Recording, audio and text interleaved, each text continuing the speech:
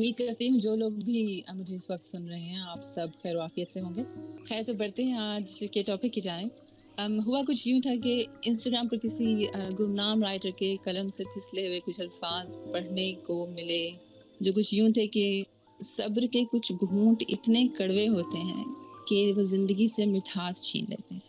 جو گفتگو میں آج کرنے جا رہی ہوں اس کو اگر آپ واقعی سمجھنا چاہتے ہیں تو مشورہ ہے کہ آپ اسے لکھ لیجئے. اس لائن کو لکھ لیجئے کہ صبر کے کچھ گھونٹ اتنے کڑوے ہوتے ہیں کہ زندگی سے مٹھاس چھین لیتے ہیں. اور مجھے پوری امید ہے کہ زیادہ تر سننے والوں کے دل کو یہ جملہ بہت ہی لگا ہوگا. میرے دل کو بھی لگا، مگر ایسے جیسے کوئی ضرب لگتی ہے. اور کچھ دن تک تو کانوں میں صبر کے کڑوے گھونٹ والے الفاظ گونجتے ہی رہے اور دماغ کو کریدتے ہی رہے اور کھٹک گیا جملہ دل کو. کچھ ایسا کھٹکا کہ سوچا اسی پر ہی کیوں نہ بات کی جائے. The thing is I got to the conclusion a while ago that when صبر is observed in its true essence، جب صبر صحیح معنی میں محسوس کیا جاتا ہے تو وہ تو ایمان کی مٹھاس سے بھرپور ہوتا ہے، وہ تو جمال سے بھرپور ہوتا ہے. اور اگر ایسا نہ ہوتا تو یوسف علیہ السلام کی موت کی جھوٹی خبر جب ان کے والد محترم کے پاس پہنچائی گئی تو وہ جواب میں یہ کیوں کہتے کہ صبر جمیل؟ اگر صبر میں جمال ہے، خوبصورتی ہے اور اگر اس کا پھل میٹھا ہے تو پھر یہ کڑواہٹ کیسے اور کہاں سے آتی ہے؟ پھر ایسا کیوں ہے کہ ہمیں صبر کے گھونٹ کڑوے لگتے ہیں اور یہ حقیقت ہے کہ لگتے ہیں؟ کہیں اس لیے تو نہیں ہے کہ ہم نے صبر کو صرف برداشت کرنے کا مطلب سمجھ لیا ہے، اپنے جذبات، احساسات، ایموشنز کا گلا گھونٹنے کا نام سمجھ لیا ہے. اور میں یہ ہرگز نہیں کہہ رہی ہوں کہ صبر کا مطلب برداشت کرنا نہیں ہے، بلکہ میں یہ کہہ رہی ہوں کہ صرف برداشت کرنا نہیں ہے، اس سے کچھ بڑھ کے اور بھی زیادہ ہے. نعمان علی خان کا نام آپ نے سنا ہوگا. نعمان علی خان جو کہ عربی زبان کے ماہر اور استاد ہیں. He describes the word صبر in Arabic. It means many things. تو آپ اردو میں صبر کو برداشت سمجھ لیں، انگلش میں آپ اسے پیشنس کہہ لیجئے، سمجھ سکتے ہیں. مگر یہ صبر لفظ کے ساتھ ناانصافی اور جن لوگوں کے اوپر اسے تھوپا جا رہا ہے ان کے ساتھ زیادتی نہیں ہے. استاد نعمان علی خان کہتے ہیں کہ عربک میں صبر کے معنی کم از کم 4 تو ضرور بنتے ہیں if not more. Patience, commitment, consistency and constancy. At least these if not more. اسے صرف برداشت سمجھ کر کہیں ہم بھول تو نہیں کر رہے کہ جب چوٹ لگے تو آنسو نکل پڑتے ہیں، یہ بشری تقاضا ہے. یا ہم نے یہ سمجھ لیا ہے کہ آنسوؤں کے کڑوے گھونٹ پیتے رہنے کا نام صبر ہے. آپ ہی بتائیے اگر ایسا ہوتا تو اپنے صبر کو صبر جمیل کہنے والے اپنے بیٹے کی جدائی کے غم میں اتنے برس کیسے روتے رہتے؟ وہ اتنا روئے کہ روایت کے مطابق ان کے آنسو ان کی بینائی پر اثر انداز ہو گئے، پھر بھی ان کا صبر جمیل ہی رہا. ایسا نہ ہوتا تو اللہ سبحانہ تعالیٰ اپنے کلام مبارک میں اس طرح کوٹ نہیں کرتے. تو جواب یہ ملتا ہے کہ ہم انسان ہیں جو یہ ظلم کرتے ہیں، اکثر خود پر تو کبھی دوسرے انسانوں پر. ظلم یہ ہے کہ اس صبر کو جبر کی بیڑیاں پہنا کر خود پر اور دوسروں پر ایک قید مسلط کرنے کی کوشش کرتے ہیں کہ دیکھنا ایک آنسو بھی نہ گرے، بھلے تم زخموں سے چور چور ہو. اور یہ ہے جبر. اور جب ایسا کرتے ہیں تو یقیناً جبر تو کڑوا ہی محسوس ہوگا نا. صبر کا مطلب ہرگز یہ نہیں ہے کہ درد ہو رہا ہے تو آنسو نہ بہاؤ، بلکہ یہ ہے کہ درد بھی ہے، آنسو بھی ہیں، مگر درد ہے جیسے سوز. درد ایسے ہے جیسے سوز ہو اور اس سوز میں ایک ساز ہے، خوبصورتی ہے، حلاوت ہے. اور ایسا اس یقین کی وجہ سے ہے کہ رب میرے حال سے باخبر ہے. یہ یقین کہ میرے رب میرے دل کی ایک ٹیز سے بھی بے خبر نہیں ہے. اس کے سوا پھر کسی اور کو کچھ سمجھ آئے یا نہ آئے، تیرے سوا کیا جانے کوئی، دل کی حالت ربا سامنے تیرے گزری. تبھی تو آنسوؤں میں سے جو مسکراہٹ ابھرتی ہے وہ سب سے خوبصورت ہوتی ہے نا. دھوپ کھلتی ہے بعد بارش کے بھیگی پلکوں سے مسکرا دو نا. میرے نزدیک تو ایسا خوبصورت صبر ہی دراصل ایمان ہے. رب پر ایمان کے دوسرا نام ہے اس کا.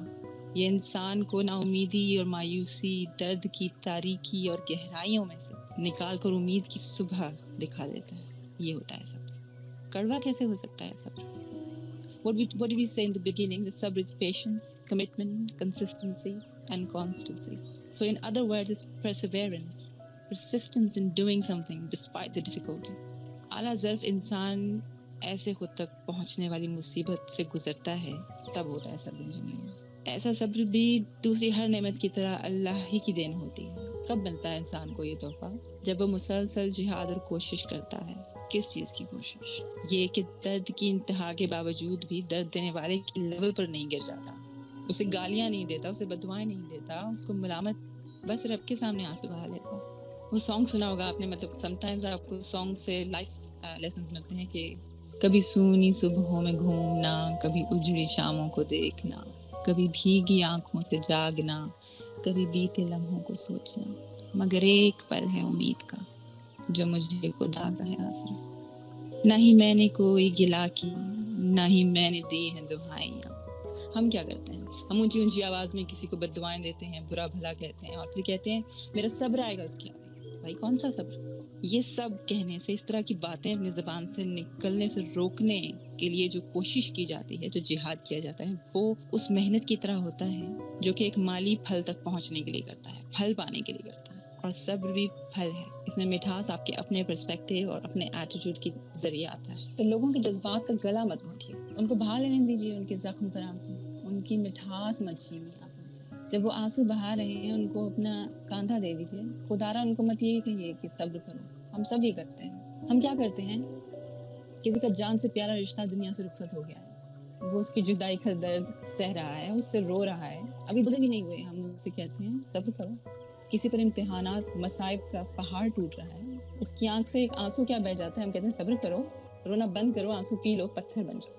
لیکن اللہ نے تو انہیں انسان بنایا نا, تو یہ کہاں کا انصاف ہے کہ آپ تو انہیں پتھر بنانا چاہتے ہیں. دراصل ہم نے صبر کی تلقین کرنے کا غلط مطلب سمجھ لیا ہے. سورہ عصر میں آیا ہے کہ ایمان والے وہ ہیں جو ایک دوسرے کو صبر کی تلقین کرتے ہیں, اس کو اس کی طرف مائل کرتے ہیں, وغیرہ وغیرہ. تو اس کا مطلب ہم نے یہ سمجھ لیا کہ ہم ایک دوسرے کو یہ حکم دے سکتے ہیں, اور ہم ایک دوسرے کے فیلنگز, ایک دوسرے کی تکلیف, ان آنسو کو ڈینائی کر سکتے ہیں. ہمیں اس کی اتھارٹی مل گئی ہے.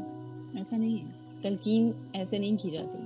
اٹ مینس کاؤنسلنگ کے ذریعے کی جاتی ہے. صبر ایک احساس کی طرح ہے جیسے کہ محبت. آپ کسی کو کہہ سکتے ہیں محبت کرو, it doesn't make any sense. اول تو جس وقت somebody is breaking down in front of you, آپ اس سے کچھ بھی نہ کہیں, مگر اگر کہنا ہی ہے تو کوئی ایسی پر امید بات کہیں جو انہیں صبر کے بارے میں خوشگمان کر دے, جو انہیں رب کے بارے میں خوشگمان کر دے, سب سے بڑھ کر جو رب تعالیٰ کی رحمانیت کی یاد دلا دے, ان کی امید بہتری کی طرف لگا, جو ان کو صبر کی منزل تک پہنچنے میں مدد کرے. ایسا کچھ کہیے. دوسری بات یہ ہے کہ صبر کو صرف برداشت کا نام دینا یا سمجھ لینا, اس کا ایک اور بہت بڑا نقصان یہ بھی ہے کہ ظلم کو سہنے, برداشت کرنے کا مطلب لوگ صبر سمجھ لیتے ہیں, جبکہ it's quite the opposite. Again ظلم کو چپ چاپ سہنا, سہتے رہنا صبر نہیں ہے, بلکہ یہ جبر ہے. یعنی جتنا کوئی بے زبان ہے اتنا ہی وہ کمال ہے. ایسا نہیں ہے. ظلم کے خلاف ڈٹ جانے والا بھی صابر ہے. ضرور کوئی ظالم ہی ہوگا جس نے اس آئیڈیا کو انسانوں کے لیے بیوٹیفائی کر دیا ہے کہ چپ چاپ ظلم برداشت کیجیے. To bring about change in society, I think we have to stop complimenting people for taking ظلم. اب ظلم برداشت کرنے کے لیے لوگوں کی تعریف مت کیجیے. در حقیقت ظلم کو روکنے کے لیے کوششوں میں استقامت اختیار کرنا, perseverance, وہ بھی صبر ہے. اگین یہ کوئی آسان کام نہیں ہے, جہاد ہے, مجاہدہ ہے. مگر پھر اللہ سبحانہ وتعالیٰ کہتے ہیں کہ ان اللہ مع الصابرین. میری نظر میں تو صبر ایمان کا دوسرا نام ہے, اسی لیے اس میں حلاوت ہے, خوبصورتی ہے. یہ یقین ہے رب کی ذات پر. ملا ہے صبر مجھے تیرے عزم سے ایسا کہ بے کسی میں بھی قائم ہے کر و فر میرا.